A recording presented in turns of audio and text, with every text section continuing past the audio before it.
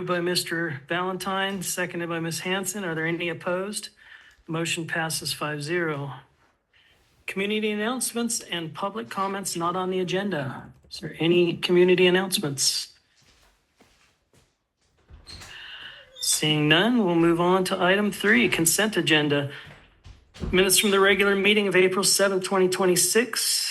Any comments on this item? Seeing none, I'll take a motion in a second. Move to approve the consent agenda. Second. Been moved by Mr. Valentine, seconded by Mr. Allred. Are there any directors opposed? Seeing none, motion passes 5-0.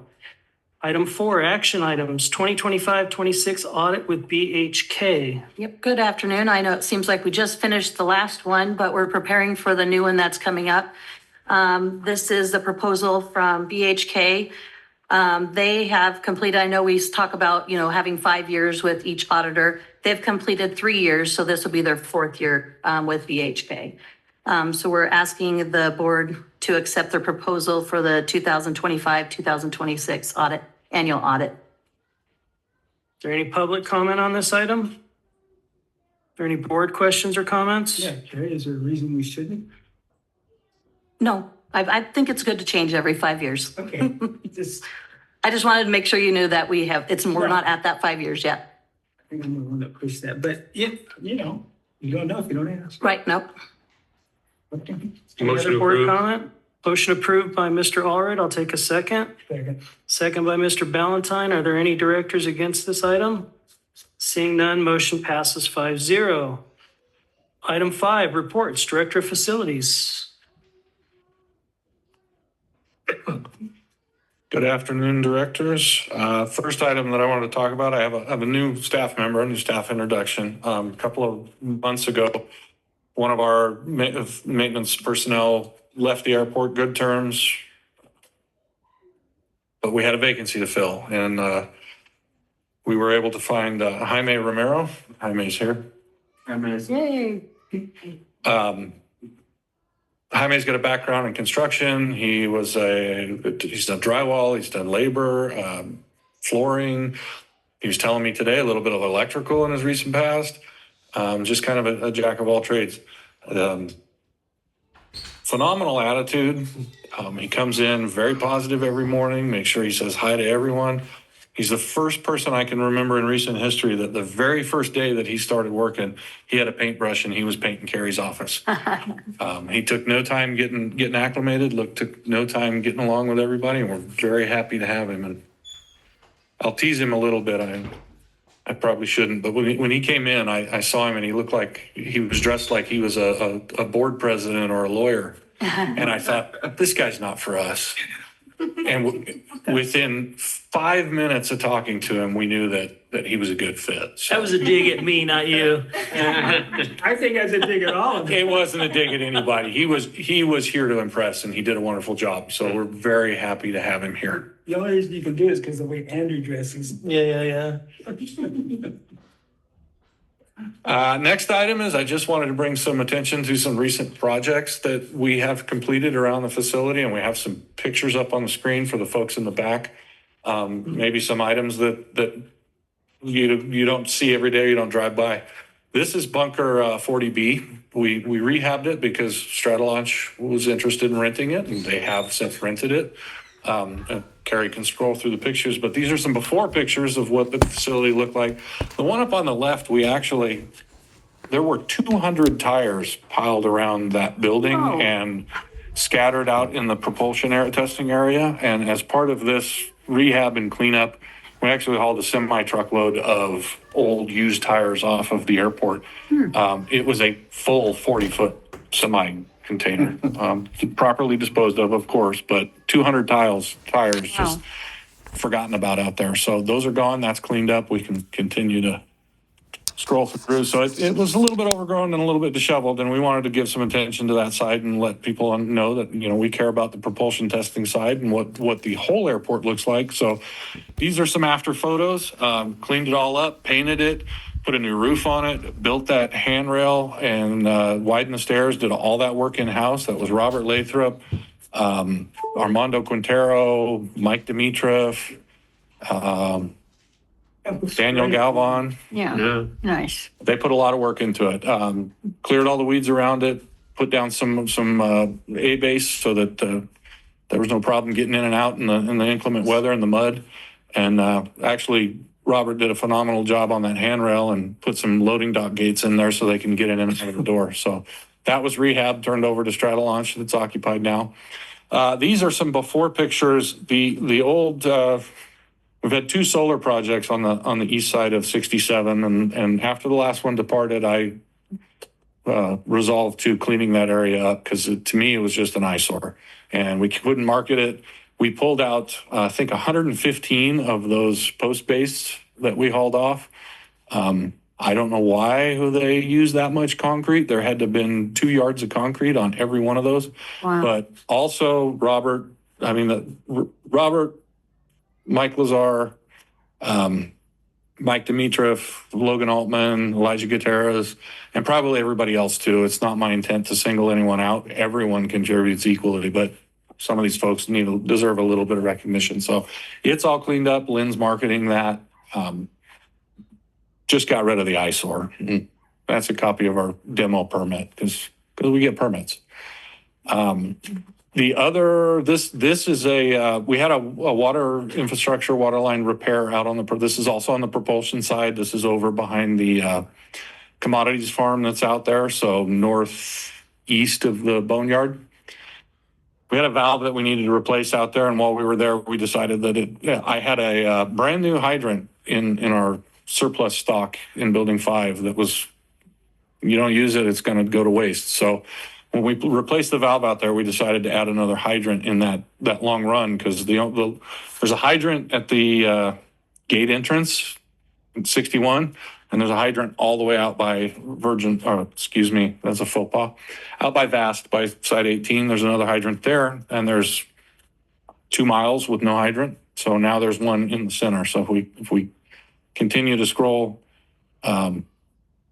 that's photos of the repair, and there is the new hydrant that's out there, and it's in the middle of the propulsion area. So there are now a total of 3 out there, and hopefully till further notice. I don't have any pictures of the last one. That was also another job card. Logan and Elijah on building 82 did a panel replacement completely in-house. Also did a phenomenal job. Unfortunately, I'm bad about taking pictures of little jobs like that, but proud of them. Inspector was here for 5 minutes, and they're so thorough from the car. He went, "Give me the card. Good to go." So that had an old, actually square D panel from probably, I'm going to guess, about the 1950s. Tenants had complained for a long time. There was a mess in there. Neutrals and grounds tied together. The last tenant, Wilson Construction, was in there, complained somebody got shocked plugging the light in. So we fixed all that. So that's another job that they recently completed. But no pictures, I apologize. This is Carrie's office. I sometimes tell folks that if you can't notice we were there, it's almost better than getting recognition. Because if you don't hear any complaints and you never knew we were there, you did a really good job. Backing up to Carrie's office, that was Armando, and actually that was where Jaime started, and Logan and Elijah, Robert Lathrop, Jason, and IT. We eliminated an old inoperable air conditioner from the wall. That was through the wall and out onto the ramp. It used to be under the clock there. And Armando completely patched all that, completely painted the office, and put it all back together to where you couldn't even tell that he was there while Carrie was on vacation. So did access control, got rid of a door that was no longer needed between the pilot's lounge and Carrie's office. So a big kudos to Armando on that. And the next one is, I know you talked about it last meeting. I wasn't here. Armando and Jaime and a handful of others also just recently put carpet in the boardroom. I buy carpet tiles in bulk for whenever we have vacancies and we can run in and change it. We've already got it here. It's cost effective that way. The staff does it in-house. We had enough left over for this room. We were trying to do it for the last couple of years. We always miss the window between board meetings when there's 3 weeks that we can get it done. And Armando remembered this April. Typically that 3-week window usually happens in, I think, December and April, and we always miss it. He remembered. The amazing thing is he didn't take the boardroom table out to get it done. Yeah. He lifted it up, he moved it to one side, he did that side, he moved it back. So a couple of pictures of the prep work, and he really spearheads that stuff. He had help, but Armando made it happen all himself. And another thing to give him credit on, he came to me and he said, you know, boardroom gets a lot of traffic, it gets a lot of use, not just in the board meetings, but rentals and weekend stuff, and the walls are always dinged up and the chairs get pushed into the wall. And he said, you know, I was in there and I tried to patch everything and the paint didn't match. And he said, it was obvious that it needs to be painted. And I said, well, we got a hard date here that we got another board meeting coming up and we have to have the boardroom put back together. He goes, yeah, I'm not worried about it. I said, well, you can do it if we can get it done in time. He goes, oh, I already did it. He painted the whole room again, even though we painted it last year. So Armando, all these guys are very, very impressive when they really want to get something done and make a good impression. They do very well. So that's boardroom. This is just another office down in building 1 that Armando and a couple of the guys did. Same carpet because we buy it in bulk. Logan and Elijah recently, the picture in the center is a conductor from 1230. So a few months back, we rewired taxiway Echo. I think about 9,000 feet of wire that the guys went out and pulled themselves, replaced all the conductors. They're now working on 1230 because there are faults out there. We chase them. We can't find them. There's one in the center photo. You know that there's a fault you can test, and you know that you have a short, but you don't know where it is, and you've got 12,000 feet of runway, and the only way you can find it is to start pulling conductors out. And so that's a failed insulator there on the section in 1230. And what happens when the insulation fails is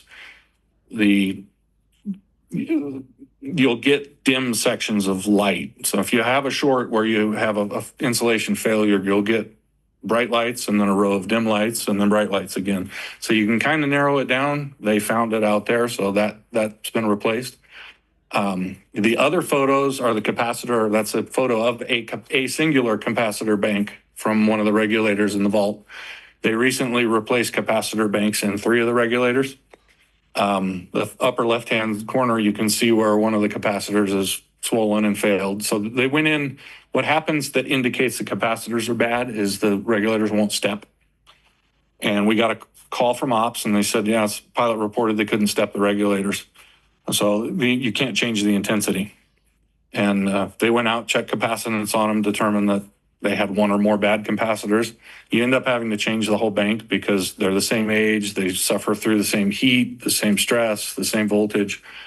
If one's going to fail, eventually they're all going to fail, and then the regulator goes out. So they have to take that whole thing out and replace it, and they did so on 3 of the regulators and got the stepping problem to go away. So you can now step through intensity. When you click the radio 3, 5, 7 times, the lights should get brighter. They weren't. They are now. They're fixed.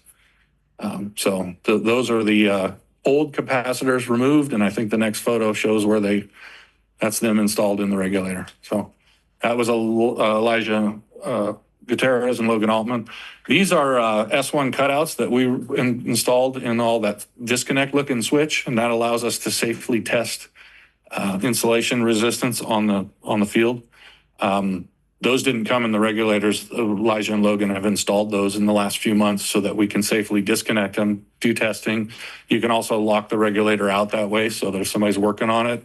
There's a key in the side of that. You turn it off, take the key with you, and nobody can turn the regulator on you. So that's an improvement that they've done in the last couple of months. And this one, which I have Nora and Adriana here, I'm going to read this. These two work probably physically labor as hard or harder than anybody else on the crew. They run between assignments. They cover the whole airport. Everything from the tower to the event center to the gym to the GA bathrooms and this building and every building we occupy. They travel the whole airport and they do it expeditiously. And one morning they received a note. Both of them received a note. There were 2 separate notes, but they were almost identical in their text, and I'm going to read one of them. It says, I want to thank you for keeping the fitness center so nice and clean. You work really hard every day so people like me and others have a nice place to exercise. Your time and effort is greatly appreciated. Many thanks again, and make your day a good one. I think they deserve a little bit of recognition for being, they are our face to the public and our face to the tenants. And this was not a staff member or a tenant. This was a gym member that recognized how hard they work and wanted to thank them. And we thanked them. And Carrie and I are talking about recognizing them a little bit. So that being I'll said, thank them too. Yeah. I noticed it. I noticed the clean record. it's excellent customer service. Not only that, but they make us look good. So, and I don't mean all of us. I mean, they make our department look good and all of us. And it's just, I appreciate having staff like that make a good impression on the folks out there every day. Last thing I had, I know it came up last meeting when I wasn't here. There was a question about warning signs that we have on a couple of buildings, in particular, signs that warn that, you may be exposed to asbestos or lead. The buildings, as we all know, or many of these are circa 1940s. Lead and asbestos were common building materials up until the 90s. Occasionally when we do work in there, because if there are areas that there's a ACM and PACM, which are asbestos containing materials and presumed asbestos containing materials. If we identify what we've been trained as a PACM or, ducting insulation, plaster, floor mastic, if we see something like that, we test it and we abate it and we remove it. We have to put up signs thereafter to warn the public or the people that are entering the building or occupying the building that we have found this before and it's possible that it may still be present. So don't disturb anything in the building.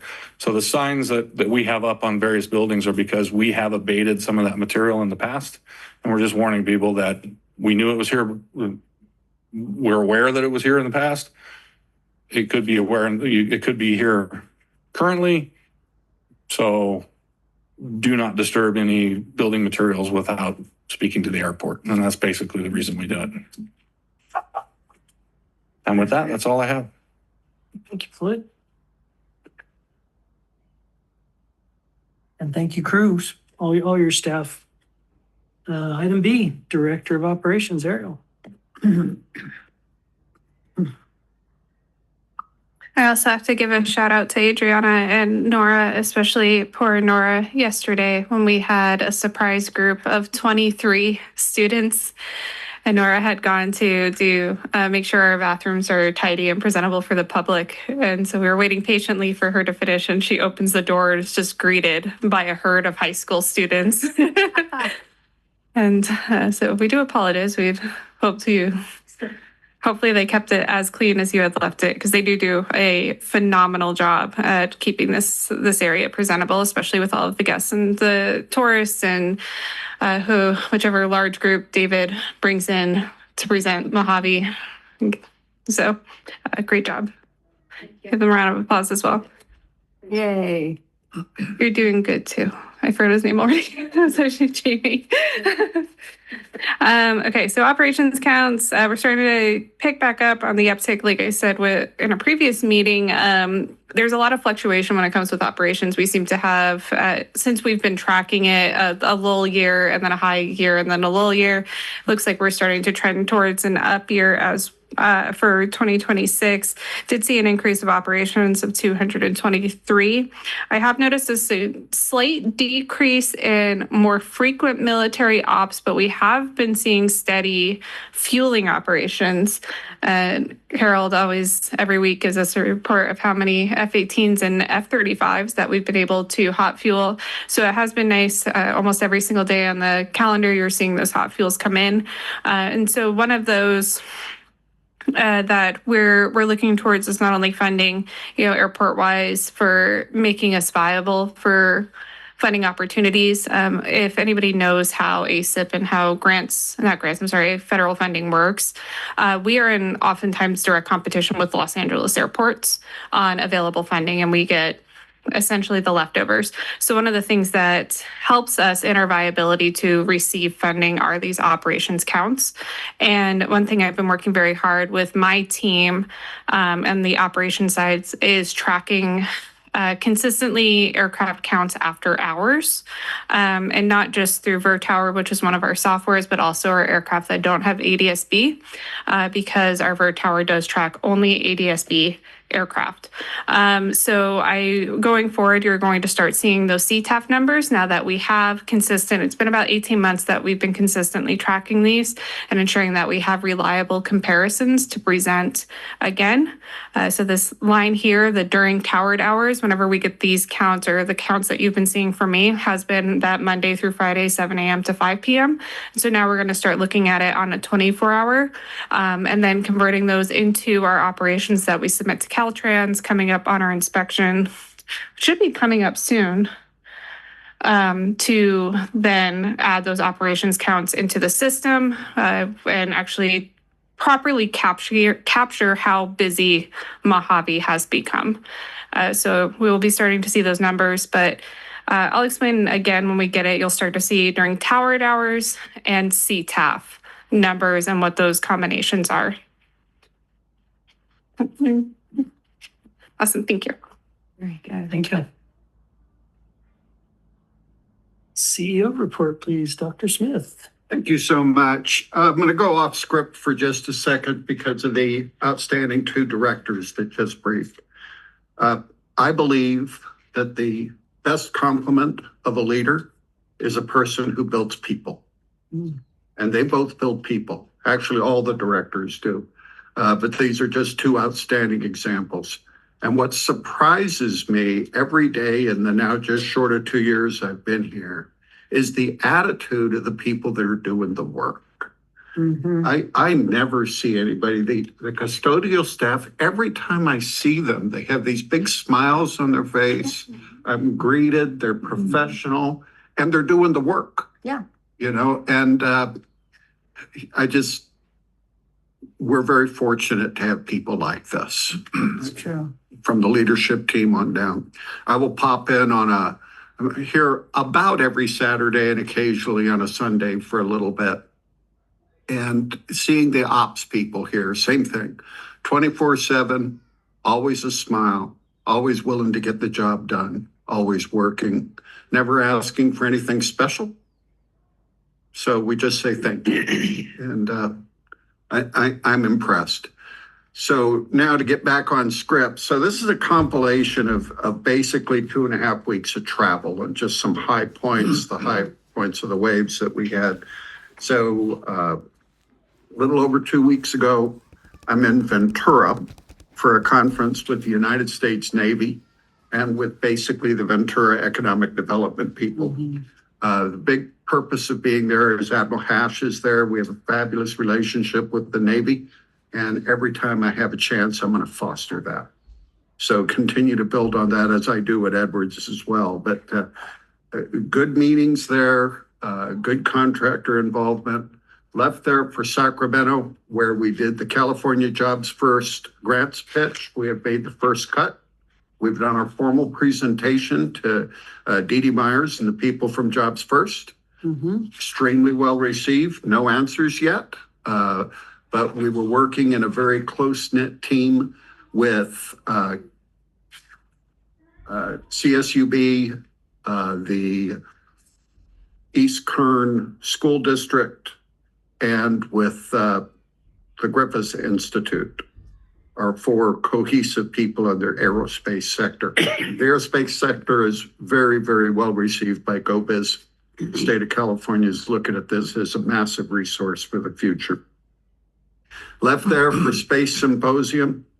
I have trouble believing the numbers they were briefing. They said there were 100,000 people there.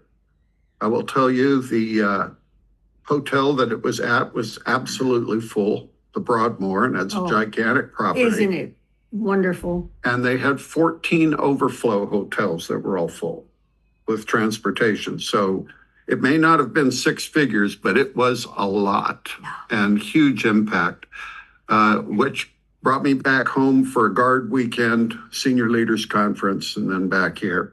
Now to touch on those high points. So Space Force, meeting them down at the Broadmoor, has a new program they call the Space Force Front Door, and they would like Mojave to be a part of that.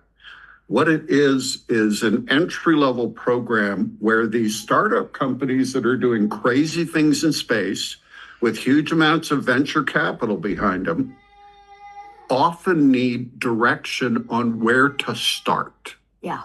And the Space Force says, hey, if we can help you, pointing you in the right direction, setting you with the right facilities, moving you in the right areas, that means we're going to get our products quicker.